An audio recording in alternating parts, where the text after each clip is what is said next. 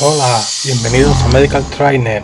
Hoy veremos la atención inicial al paciente politraumatizado y así damos inicio a la serie de videos sobre atención al trauma en urgencias. Yo soy Javier Oliva, especialista en cirugía general.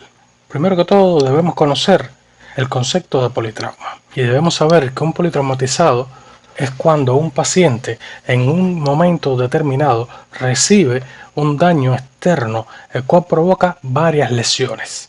Esta violencia externa afecta más de un sistema de la economía o más de un órgano en un sistema, cuya simultaneidad permite no solamente la suma de las alteraciones fisiopatológicas ocasionadas por cada una de ellas, sino su interacción y reforzamiento, todo lo cual da lugar a un cuadro clínico muy complejo que compromete seriamente las funciones vitales del traumatizado.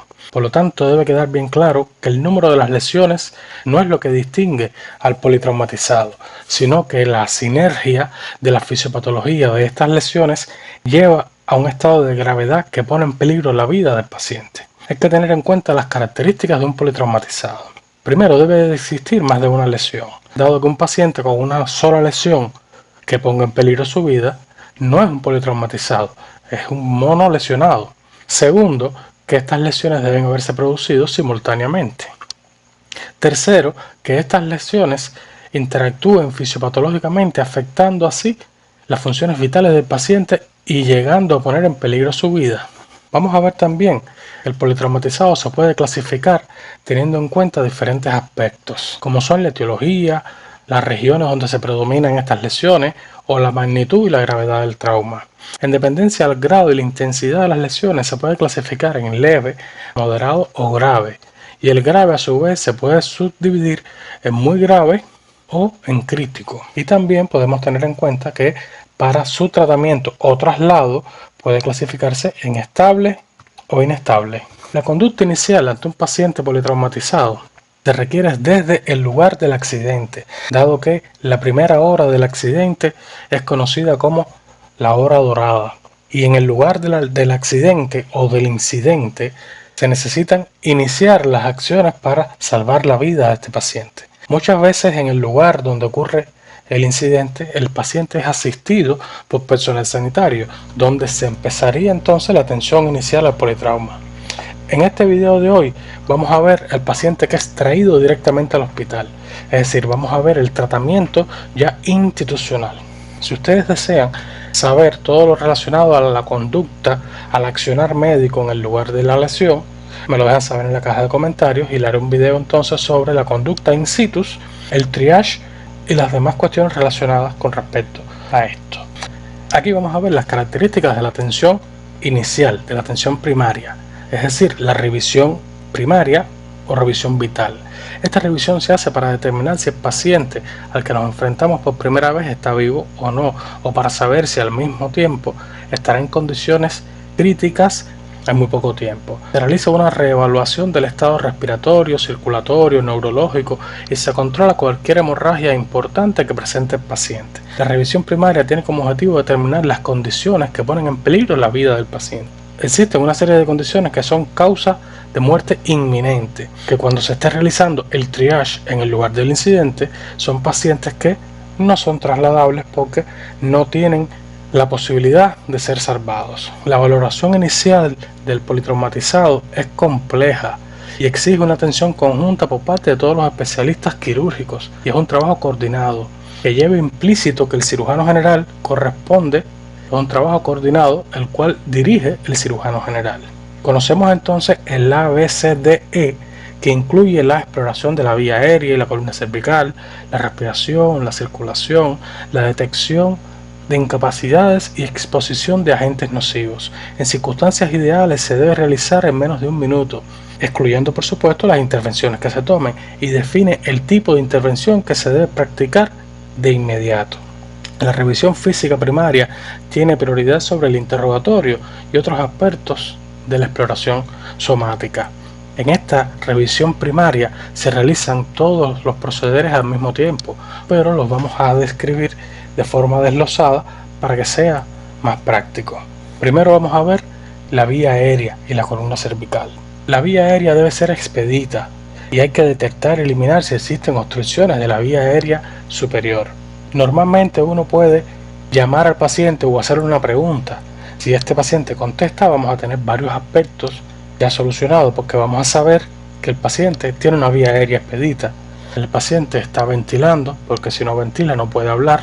Y en dependencia de la respuesta que nos dé el paciente, ya podremos saber si tiene un nivel de conciencia adecuado o no.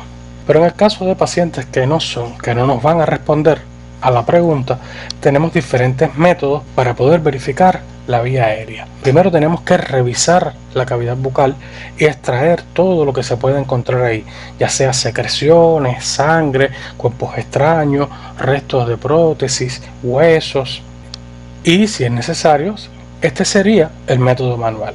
Ya los métodos mecánicos entraría lo que es la intubación, que puede ser nasofaringea, orofaringea o por presión. En el caso de pacientes que ya haya que intubarlo, hay que tener siempre garantizada la inmovilización de la columna cervical. Existe un dogma en cirugía que dice que todo paciente politraumatizado tiene una lesión de la columna cervical hasta que no se muestre lo contrario. Y por esto existen diferentes mecanismos para viabilizar la vía aérea en dependencia de esto. Si nosotros estamos 100% seguros de que no existe lesión cervical, podemos hacer una hiperextensión del cuello.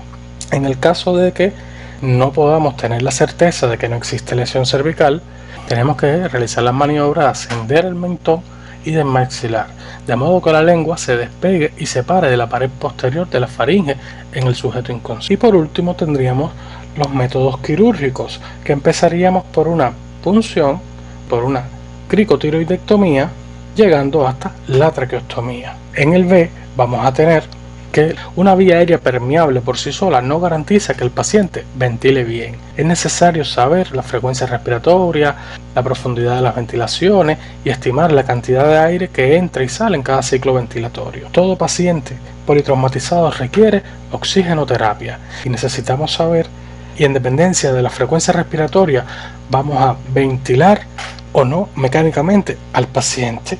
Aquí vamos a auscultar al paciente, vamos a estar pendientes de los ruidos respiratorios, vamos a estar pendientes de si aparece o no deformidades en el tórax, si hay fracturas costales, si hay desviaciones de la tráquea, si hay abombamientos o retracciones de la pared costal, si hay aumento del timpanismo pulmonar o de la matidez. Es decir, vamos a buscar elementos para descartar que no existan problemas respiratorios como el neumotórax, el tórax batiente, el hemotórax, entre otras afecciones.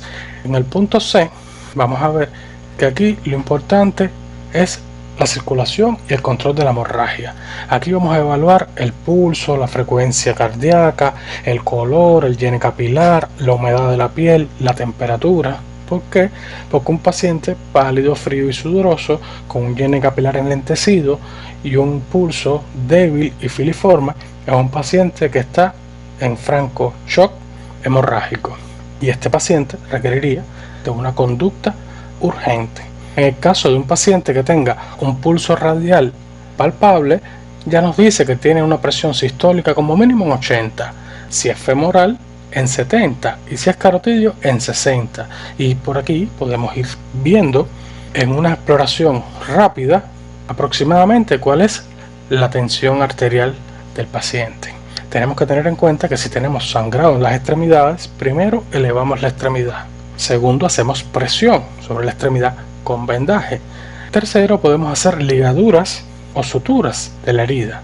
Y por último, que ya en algunas literaturas no se recomienda, la utilización de torniquetes, los cuales pueden ser mecánicos, neumáticos o químicos. En este capítulo también vamos a canalizarle al paciente dos vías venosas con unos catéteres gruesos y cortos, de preferencia entre 14 y 16, y se va a administrar fluidos, inicialmente cristaloides, después se podrían administrar coloides o expansores de plasma, y por último se administraría lo que es sangre, y la proporción sería de 2 a 1 entre coloides y expansores, y la sangre sería a 1 por 1 por las pérdidas que se sospechen que haya tenido el paciente. Ya en el D vamos a ver lo que es déficit o el daño neurológico.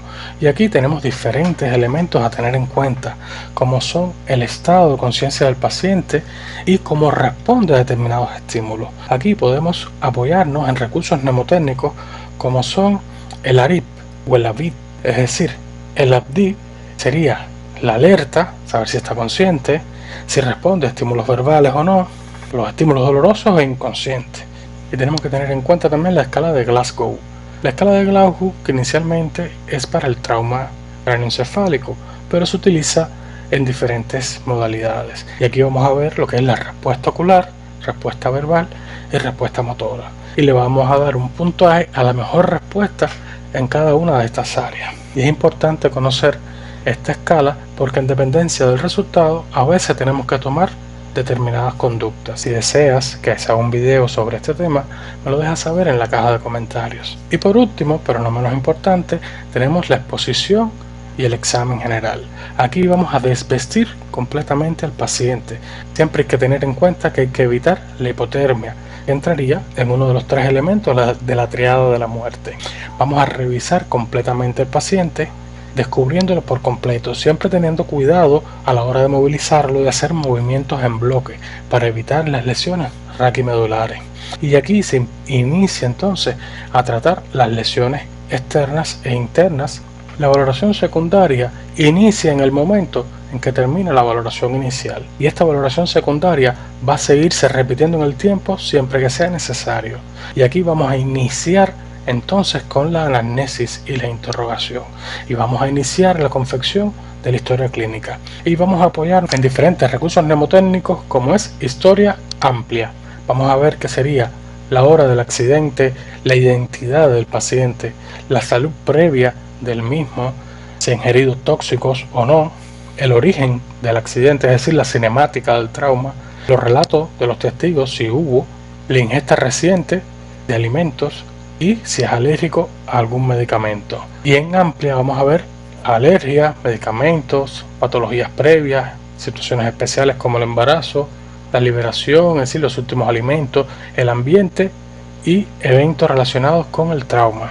Posteriormente, en el momento en que se realiza el abordaje venoso con 2 catéteres cortos y gruesos, se realiza también la extracción de sangre y se realizan un grupo de análisis de rutina que se pueden agregar algunos en dependencia de las patologías del paciente. En los análisis hemoquímicos de rutina vamos a encontrar lo que es el hematocrito y la hemoglobina, los cuales es de valor dado que nos sirven para en las reevaluaciones posteriores que le hagamos al paciente saber si esto ha disminuido o no, porque es un valor de gran importancia, dado que si el hematocrito o la hemoglobina presentan una disminución drástica, es indicio de que el paciente está perdiendo sangre, por lo cual puede ser un criterio para cirugía de urgencia.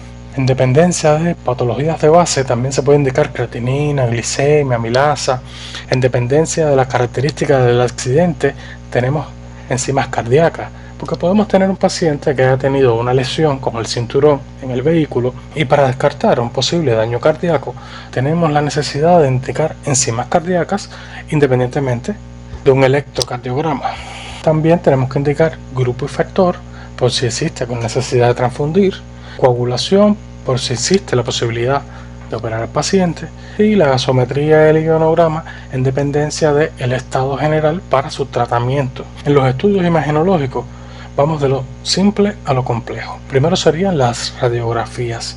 La radiografía de columna cervical para descartar la posible lesión de columna cervical que pueda o no tener el paciente. Vamos a ver la radiografía de tórax para descartar las posibles lesiones cardiotorácicas, de abdomen, de pelvis ósea, de columna dorsal lumbosacra y de las extremidades. Y puede que necesitamos alguna radiografía específica en dependencia de la localización del trauma, como por ejemplo una vista water si el paciente tiene una lesión maxilofacial. También podemos indicar TAC de columna cervical para ratificar bien que no hay lesiones cervicales, TAC de cráneo, TAC de tórax, es decir, en dependencia de las lesiones o el cuadro clínico que presente el paciente. Y en la actualidad, el ultrasonido enfocado al trauma, FAS o el EFAS, que es el ampliado, es de vital importancia para encontrar posibles patologías cardiotorácicas y abdominales en estos pacientes y así disminuir la incidencia de cirugías innecesarias, es decir, de laparotomías en blanco. Recuerda que en politrauma el orden salva vidas. Hay que dominar el ABCD del politrauma y en la práctica con simuladores y nunca dejar de aprender. Suscríbete para más protocolos que salvan vidas y recuerda que este es Medical Trainer. Aquí el conocimiento es poder. Dale like y sígueme.